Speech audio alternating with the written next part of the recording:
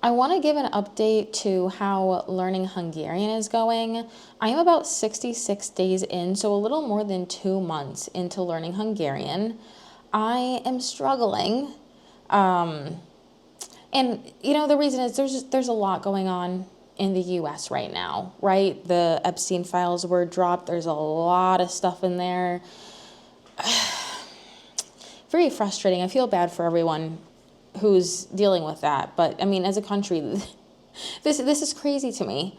And then everything with ICE going on in Minnesota.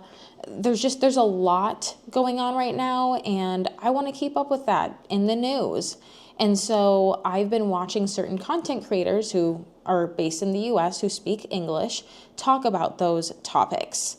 I can't find anyone in Hungary who's speaking Hungarian, or just even in the US who's speaking Hungarian, talking about those things. I mean, there's certain laws and regulations in Hungary. There's no freedom of speech, so you can't really talk about certain things, right?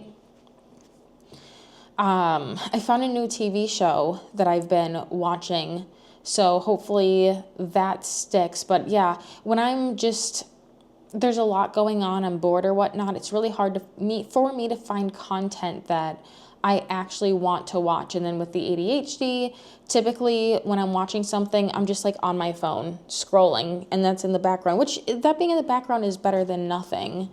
But yeah, and then the app that I'm using, Link, there was playback issues on YouTube, and so YouTube went ahead and I think they disabled closed captions, and so now you can't import any YouTube videos into Link. So I can watch videos on YouTube, but I can't really track what I'm learning, the words that I'm seeing. I can still import from Netflix, so that is a thing. Currently watching Money Heist. I previously watched that, I think, a couple years ago in English, so I at least know what's going on. So just watching that in Hungarian right now.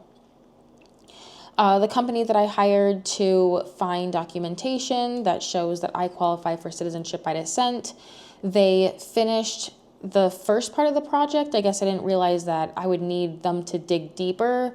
The conclusion of that was that my great-grandparents were Hungarian, and they were born in Hungary. At the time it was Hungary, now it's Slovakia and Serbia.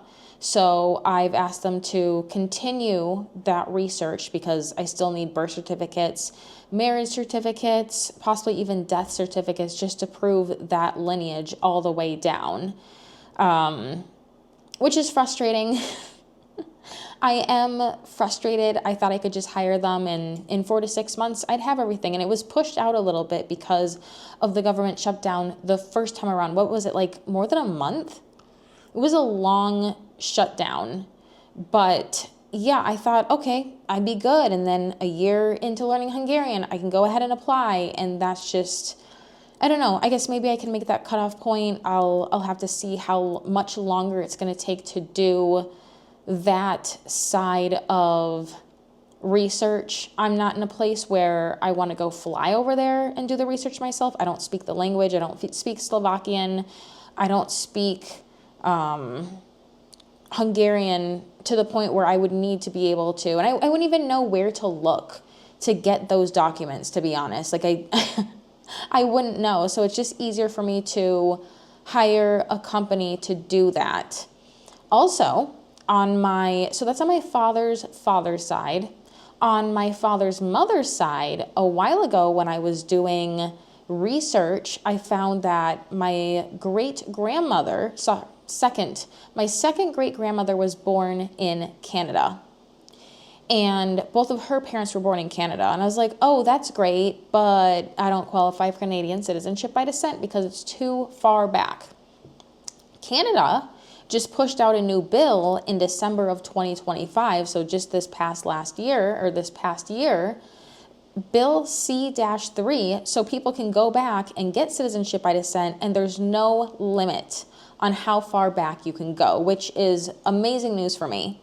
So now there's a very high chance that I qualify for Canadian citizenship by descent. And I say high chance, not definite, because I hired the same company who's getting the Hungarian records for me to go through and get the Canadian records. I'm waiting on a quote for them because I need to know how much it's going to cost to do that. I've done all the ancestry research on my side that I could possibly do. I just can't go any further, right? So my third great grandparents and second great grandmother, where the time that they were born was just too far back. There's no birth record. There's no Canadian,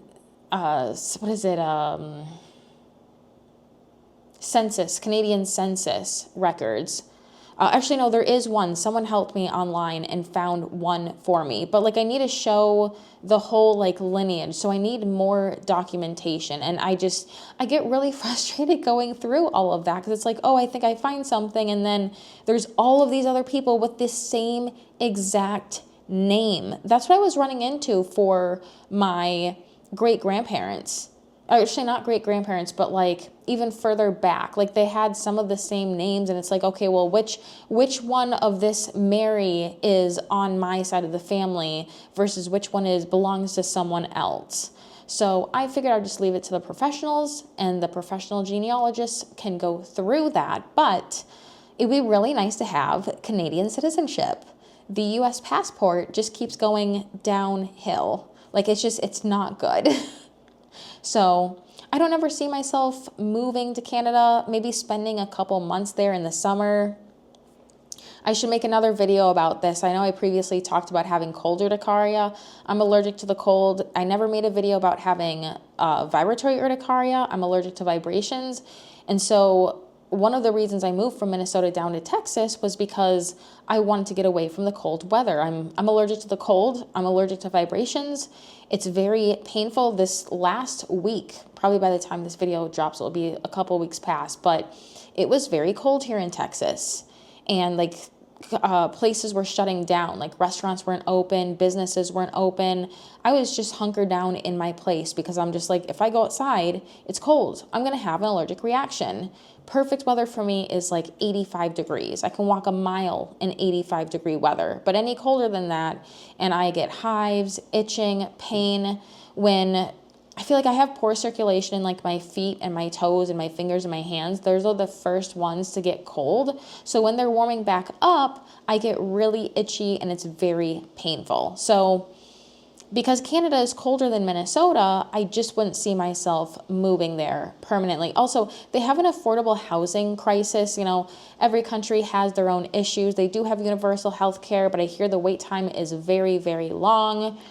I just wouldn't see myself moving somewhere like that, but having a passport, like a strong passport, would be convenient, and being able to go there too, just to travel and visit, would be nice. And I think it's interesting. Anytime I try to go back through Ancestry, it's like everybody has immigrated to the U.S., even the people from Canada. So third great grandparents and second great grandmother, they all just came to the U.S. And I don't see anyone left over. They had some kids. So my second great grandmother was born in Canada.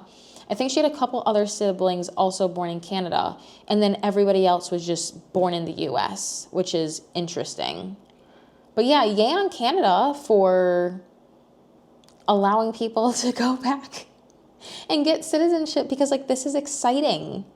I think that getting the Canadian citizenship, if I do get that, that will be the easiest citizenship to get besides the U.S. citizenship, because I was born here. Both of my parents are U.S. U.S. citizens, and then I was born here, which I just inherited U.S. citizenship. I think that the Hungarian citizenship is going to be the hardest one, just because I have to learn the language, right? For Canadian citizenship, I don't have to learn any language. I'm considering possibly getting my Ghanaian citizenship. I don't really know, because I'm no contact with my mother. I've been no contact with her for almost 3 years. I don't really want to open up that door. I went no contact for a reason, right?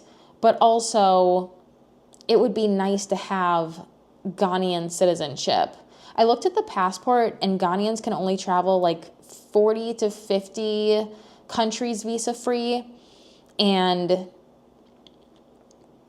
if I had a Canadian citizenship, and a Hungarian citizenship, and I have a U.S. citizenship, I wouldn't be able to travel there visa-free. The only way to travel there visa-free would be to have a Ghanaian citizenship, which I feel like that one should be the easiest because my mother is Ghanaian, but again, like, I'm no contact with her, so I got to figure out, is it really worth it to get that? I think before I mentioned how I'm not really interested in going to Ghana, but I feel like it feels weird to cut off that whole side.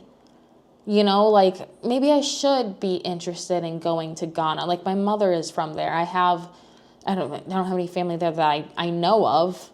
I have multiple cousins here in the U.S., but yeah, I don't know. I'm going to have to think about that one. I don't really need it to travel anywhere else in the world. It would just be Africa, because I don't think the Ghanaian citizenship, like the passport, would be that great where it would open up other doors besides Africa.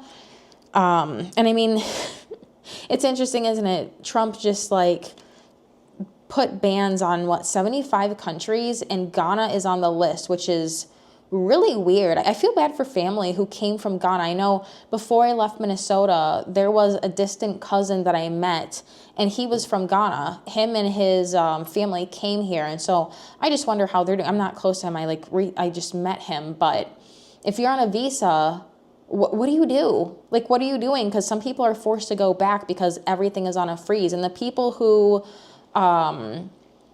went through the whole citizenship, they qualify for citizenship here in the U.S. because they did their 5 years here. They applied. They're just waiting for their oath, and they're not even able to get through for that. And it sounds like a lot of countries are retaliating against the U.S., which, go them. I mean, they should. If our president is putting bans on other countries, they should put bans on us, so we can't go and travel there either. But the whole situation just sucks. I don't see any really walking back from everything that's going on, even if we were to get a Democrat next time around.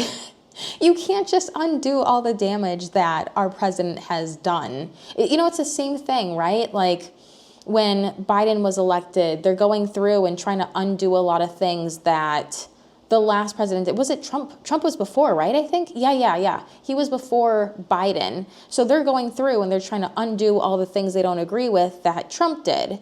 And then before Biden left, they're trying to put last minute bills and things in place. And then when Trump got elected, they're going through and they're trying to undo a bunch of things that Biden did. It's like this back and forth thing. When are we ever just going to agree and work together as a country instead of this side against that side? Who does that help? I guess there will never be peace, and that's frustrating. But yeah, continuing on, I want to yesterday I spent over 2 hours watching Hungarian content. And then my goal is at least one episode a day. Each episode of Money Heist is about 41 minutes. I think without the credits at the end, it's probably like 40 minutes, but that's still good, right? And I can import that stuff into Link. So continuing on this journey, and I hope that I get documents back before the year is up so I can then apply for Hungarian citizenship, because my next language is German, and I don't really want to get off track. Still pushing for the 4-year goal of learning 6 languages in 4 years. I suppose I feel like I'm being super ambitious with that, but I don't know. We'll see.